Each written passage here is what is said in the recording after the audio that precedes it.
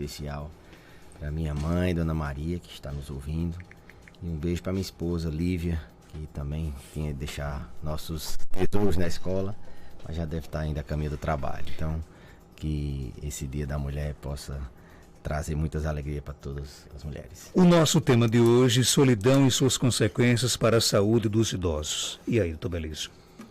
Bem, Marcos, o tema solidão, ele muitas vezes está em outras temáticas, né, em outras áreas. É até estranho um médico falar de solidão, mas em virtude do impacto desse sentimento de solidão na saúde das pessoas idosas, em virtude da incidência cada vez maior do aumento do número de pessoas que moram sozinhas, idosos que moram sozinhos ou idosos que têm esse sentimento de solidão.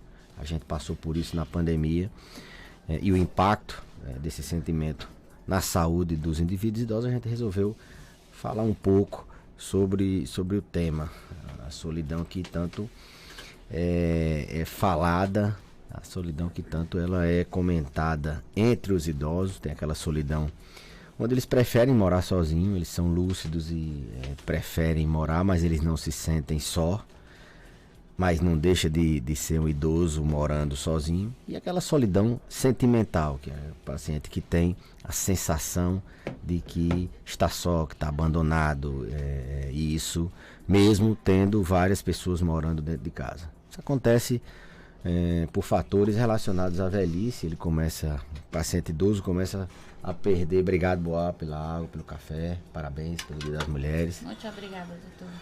Então, obrigado. Para Maria. Eles começam a perder amigos, eles começam a perder os próprios parentes, que mesmo que não morram, mas eles saem de casa, filhos abandonam não, eles vão seguir a vida deles, e aí a tendência de que idosos fiquem sozinhos, fiquem solitários, aumenta. A pandemia, ela, como eu falei, ela trouxe o valor, né? Ela exteriorizou, ela escancarou a importância que o ser idoso ele tem de se relacionar, de conversar, seja com o vizinho, seja com a família, seja com a comunidade. Escancarou.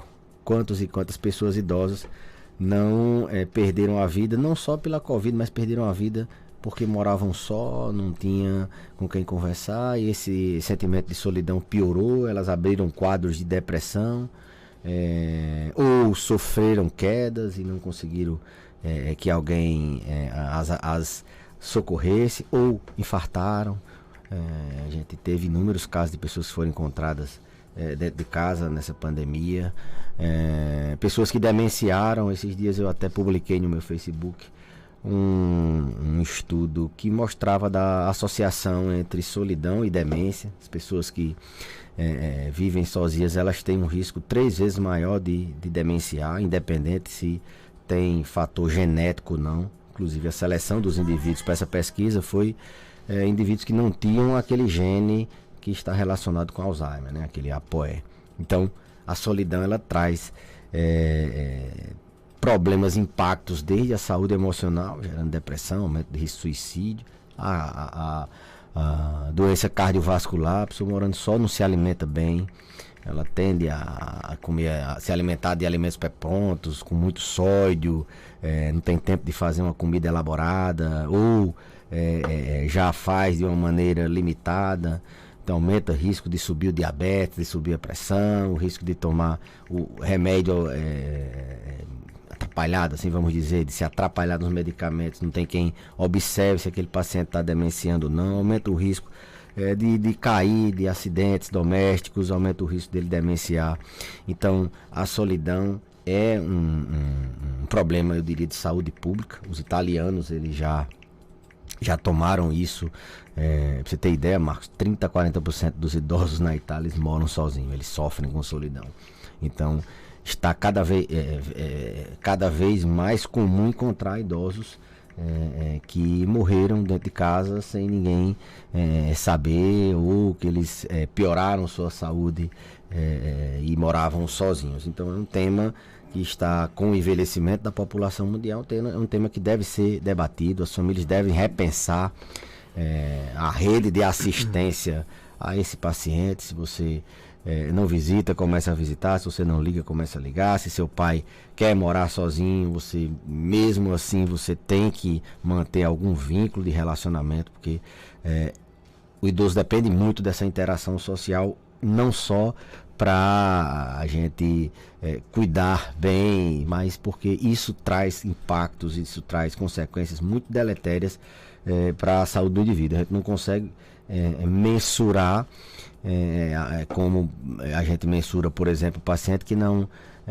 toma medicamento para diabetes, ele sobe diabetes. O paciente que é solitário, ele piora isso, mas a gente sabe que tem um impacto tão grande ou maior do que um diabetes descompensado, do que um câncer, do que várias outras doenças. Então esse é o tema que a gente trouxe para discutir um pouco hoje.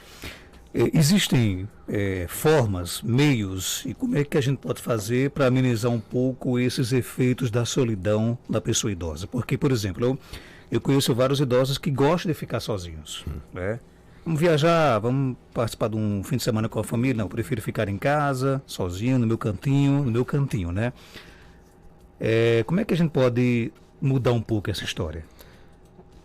Começa primeiro se aquele indivíduo ele tem capacidades de julgamento aceitável, se ele não tem prejuízo na sua crítica, no seu julgamento. Ele é lúcido, ele é independente, ele é autônomo, tudo bem, ótimo, ele decide o futuro dele. Mas essa atitude ela tem que ser avaliada num contexto mais amplo. Será que esse paciente está querendo ficar só porque ele quer se isolar socialmente, ou porque sempre foi da personalidade dele, ele nunca gostou de fazer esse tipo de atividade, ou nunca teve oportunidade? Então, se ele quer se isolar socialmente, a gente tem que pensar num transtorno do humor. Será que ele não está tendo uma depressão? E aí a gente já sabe que depressão nos idosos não se manifesta sempre com chororô. Eles podem se manifestar tentando se isolar. Então tem essas duas vertentes. Ele está querendo porque ele nunca gostou,